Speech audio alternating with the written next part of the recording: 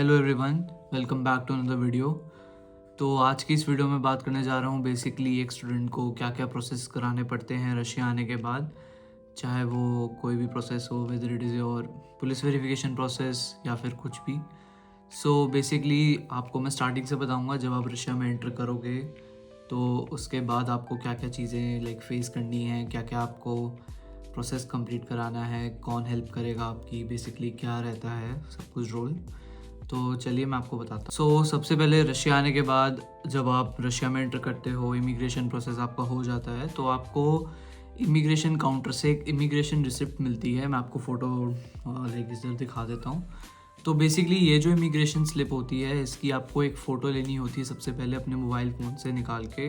सबसे पहले आप इसकी एक फ़ोटो सेव कर लो, क्योंकि अगर ये खो गया तो आपको बहुत ज़्यादा प्रॉब्लम होने वाली है रशिया में, क्योंकि जब आप रशिया से एग्ज़िट लोगे तभी आपसे इमिग्रेशन स्लिप आपकी मांगी जाती है। सबसे पहला पॉइंट ये है। तो जैसे ही आपने लाइक इमिग्रेशन स्लिप की फ़ोटो ले ली एंड आप एयरपोर्ट से बाहर आ गए, तो आपके साथ दो चीज़ें हो सकती हैं। या तो आपको खुद टैक्सी करके आपको जाना पड़ेगा, लाइक अगर आपकी university of course same city में, जिस सिटी में आप लैंड हो, जैसे कज़ान हो गया, नोवोसिबिर्स्क हो गया, या फिर मॉस्को हो गया, उसके आसपास है कोई, सेंट पीटर्सबर्ग हो गया, तो आप लाइक नॉर्मली अपनी टैक्सी बुक करके आप आराम से जा सकते हो। या फिर अगर आपकी जैसे दूसरी सिटीज़ हैं, जैसे यारोस्लावल हो गई, उलियानोस्क हो गई, और किरोव हो गई, अल्ताई हो गई, बहुत सारी सिटीज़ हैं बेसिकली जो एयरपोर्ट्स के पास लगती हैं, तो आपको ऑफ कोर्स बस करके जाना होगा एंड कोई ना कोई मैनेजर आपको पिक करने ज़रूरी आएगा। वही आपको बता देगा कि आपको सबसे पहले लाइक इमिग्रेशन स्लिप की फ़ोटो लेनी है।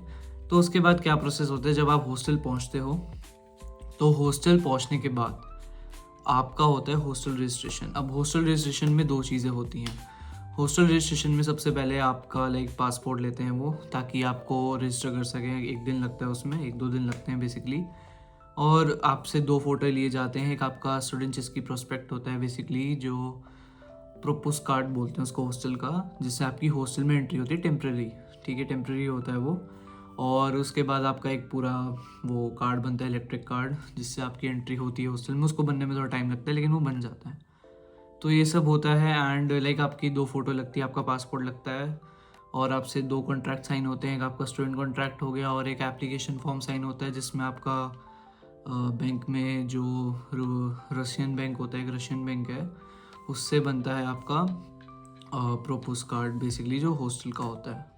तो हाँ, ये आपकी 2 फ़ोटोज़ लगती हैं एंड आपका लाइक सब चेक होता है उसमें, वीज़ा एंड ऑल जो भी है, और उसके बाद आपका काम हो जाता है। तो जैसे ही ये काम ख़त्म होता है, उसके बाद आपको बोल दिया जाता है कि आपको लाइक हॉस्टल से 1-2 दिन तक बाहर नहीं निकलना है एंड ऑल। ये सब बिल्कुल सही बात है वो, क्योंकि आपके पास ना आपका पासपोर्ट है, ना आपकी इमिग्रेशन स्लिप है, ना कुछ है। तो इट्स बेटर कि आप हॉस्टल में ही रहो, ताकि क्योंकि अगर कल को किसी ने, पुलिस ने आपको पकड़ लिया तो बहुत दिक्कत हो जाएगी। फिर आपको इधर उधर फ़ोन मिलाने पड़ेंगे एंड बहुत चीज़ें होती है, तो वो चीज़ ना ही करें। तो नेक्स्ट डे क्या होता है, नेक्स्ट डे आपको लेके जाते हैं यूनिवर्सिटी में। यूनिवर्सिटी टूर होता है आपका। यूनिवर्सिटी में आपका ब्रीफिंग होती है, आपको सारे लॉ समझाए जाते हैं रशिया के जो कुछ हैं, कि आपको कपड़े पहनने हैं ऑल, सब समझाया जाता है। उसके बाद आपको बुक्स दिलवाई जाती हैं, आपके ग्रुप्स डिवाइड होते हैं, सब कुछ होता है। और यूनिवर्सिटी में स्टेशनरीज होती हैं जहाँ से आपको बुक्स मिलती हैं। उसके बाद आपका एक सारिस्तार अपॉइंट होता है। सारिस्तार as in like class monitor, जो आपके लाइक ग्रुप का पूरा मैनेज करेगा, जो टीचर को रिपोर्ट्स देगा, अटेंडेंस देगा। सीआर हो गया बेसिकली, जो हमारी इंडियन लैंग्वेज में सीआर होता है, क्लास रिप्रेजेंटेटिव। तो हाँ, ये सब होता है बेसिकली। इन चीज़ों के बाद आपका मोस्ट प्रॉब्ली रजिस्ट्रेशन होके आ जाता है एंड आपका पासपोर्ट्स भी आ जाते हैं, सब आ जाता है। लेकिन अभी नहीं, अभी आपको आपका पासपोर्ट नहीं मिलेगा। अभी आपका पासपोर्ट जाएगा वीज़ा एक्सटेंशन के लिए, जो आपका लाइक जैसे आप जब एंटर करते हो रशिया में, तो आपका वीज़ा आई गेस 3 मंथ्स का होता है बेसिकली। हाँ, 3 मंथ्स का होता है। एंड जब आप रशिया में जाओगे तो आपका वीज़ा एक्सटेंशन होगा, तो वो वीज़ा एक्सटेंशन का प्रोसेस अब शुरू होता है। तो वीज़ा एक्सटेंशन के प्रोसेस में अराउंड 10 to 15 डेज़ लग जाते हैं बहुत सी यूनिवर्सिटीज़ को। तो वीज़ा एक्सटेंशन के लिए आपके पासपोर्ट सबमिट होगा, रजिस्ट्रेशन सबमिट होगा, सब सबमिट होगा। बेसिकली इस पीरियड में आप थोड़े बहुत अडेप्टिव हो जाते होगे कि आपको क्या करना है क्या नहीं। तो बेसिकली आप यही लगा लो कि अगर आप रशिया जा रहे हो तो आपको first to first 20 to 25 days, मतलब अराउंड 1 month ही मान लो, आपको ज़्यादा बाहर नहीं निकलना। ये चीज़ अपने माइंड में रखना। अगर निकलना भी है तो फिर भाई बिल्कुल ही केयरफुल होके रहना है, ठीक है, बिल्कुल केयरफुल होके रहना है। एंड बिल्कुल कोई ऐसे उनके लॉ को वो नहीं करना, अनफॉलो नहीं करना, बिल्कुल फॉलो करना है, एंड ताकि आप किसी चीज़ में ना फंसो।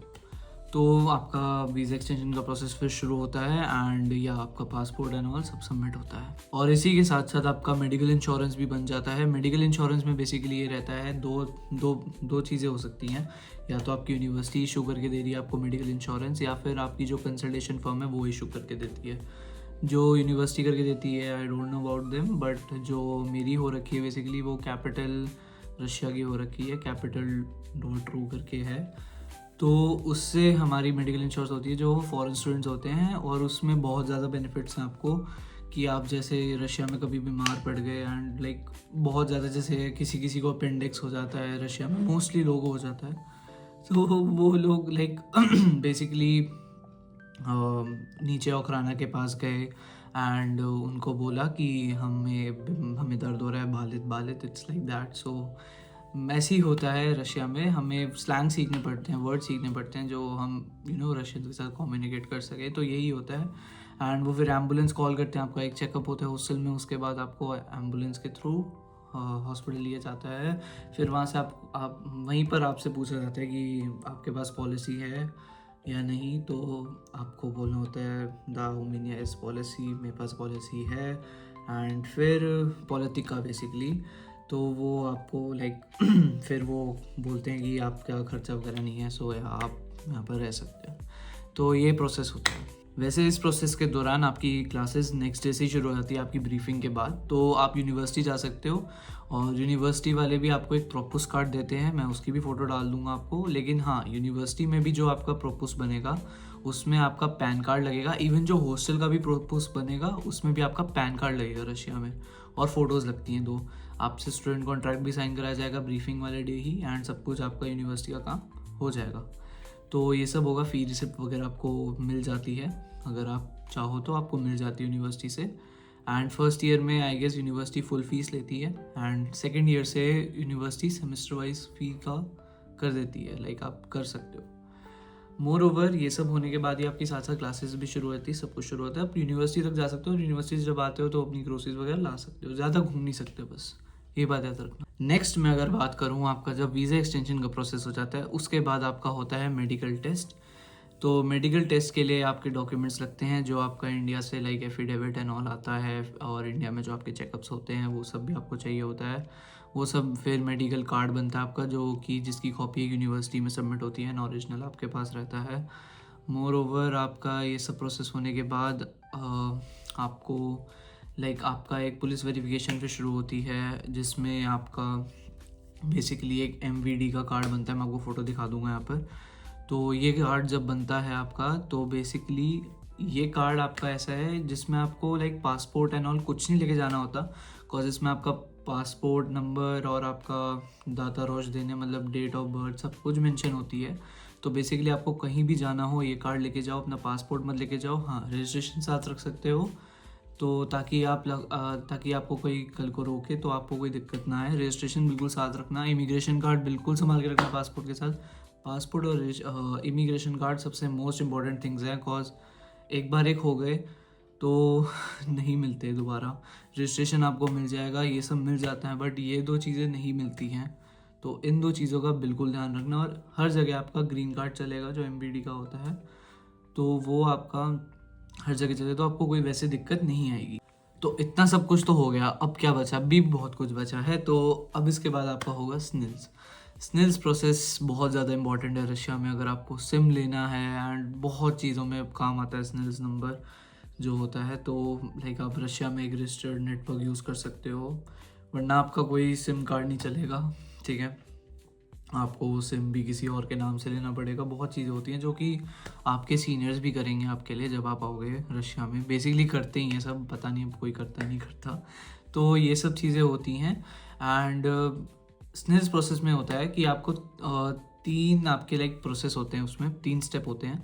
एक होता है एप्लीकेशन का, जिसमें आपकी पासपोर्ट ट्रांसलेशन लगती है, ठीक है, आपकी फ़ोटो तो नहीं चाहिए होती, और आपका रजिस्ट्रेशन लगता है और पासपोर्ट ट्रांसलेशन लगता है बस, और वीज़ा भी दिखाना होता है उसमें शायद, तो वीज़ा भी होता है।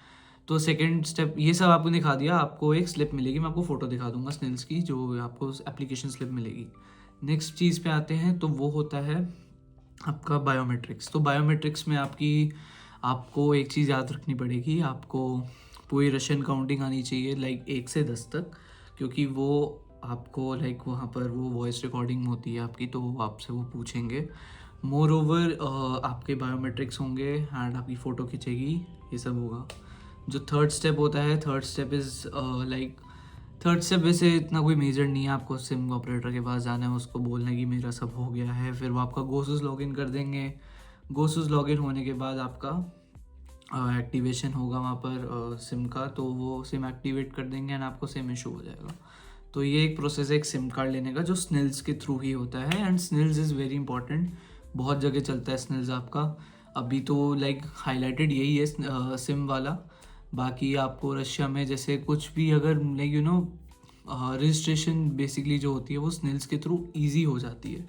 बेसिकली एक वो वहाँ का टाइप ऑफ आधार कार्ड है आपका, इट्स लाइक दैट। ये मोस्ट इंपॉर्टेंट थिंग्स हैं जो आपकी रशिया में आने के बाद होगी, और आपको ध्यान भी रखना है सब चीज़ें आपके साथ हो रही हैं नहीं हो रही, क्योंकि अगर ये चीज़ें नहीं हुई आपके साथ वहाँ पर रशिया में, तो आपको बहुत दिक्कत आने वाली है। बिकॉज मेन चीज़ें जो थी मैंने आपको इस वीडियो में बता दी है, और मैं तो आपको ये कहूँगा कि जब भी आप रशिया जाओ, हर चीज़ लाइक स्टडीज़ नहीं होती, मैं आपको ये कहूँगा, और हर चीज़ ये भी नहीं होती कि आप पूरी मौज मस्ती कर रहे हो वहाँ पर, ये भी नहीं करना। बट मेन फोकस जो अपना रखना वो रखना रशियन लैंग्वेज में, क्योंकि Russian language is the most important thing in Russia. अगर आपको रशियन लैंग्वेज आती है तो थोड़ा बहुत आपको एक वो होता है कि आपको एक प्रायोरिटी लिस्ट में आप आ जाते हो, यूनिवर्सिटी हो गई या फिर किसी को आप लाइक फ्रेंड बनाते हो, हर चीज़ होती है। तो रशिया में Russian language is the most important thing, ठीक है।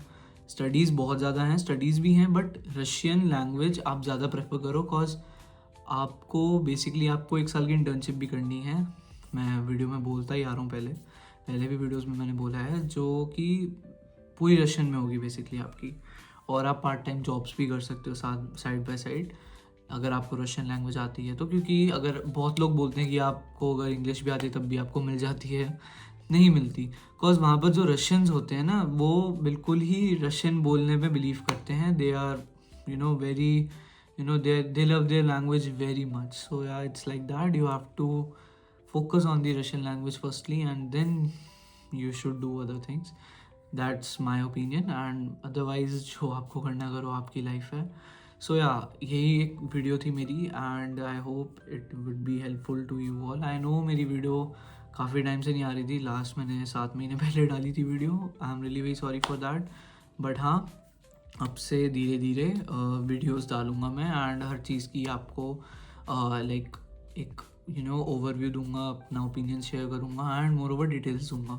एंड साइड बाय साइड अगर आपको कुछ भी एडमिशन को लेके डाउट है, कुछ भी है तो आप मेरे को मैसेज कर सकते हैं। मेरे पास एक्चुअली बहुत सारी क्वेरीज आती है, तो मैं डिले कर देता हूँ मैसेज करने में, ठीक है। तो उसका आप ध्यान रखना, सॉरी, मेरी उससे मतलब मेरी गलती है वो, मैं उसके लिए क्षमा मांगता हूँ। बट मैं लाइक आपको रिप्लाई पक्का करूँगा। आप मेरे को भेजिए व्हाट्सएप पे अपनी क्वेरीज, मैंने अपना नंबर यहीं पर शेयर कर दूँगा आपको। एंड या सो एंड करते हैं आज की वीडियो। आई होप अच्छी लगी होगी। Thank you so much.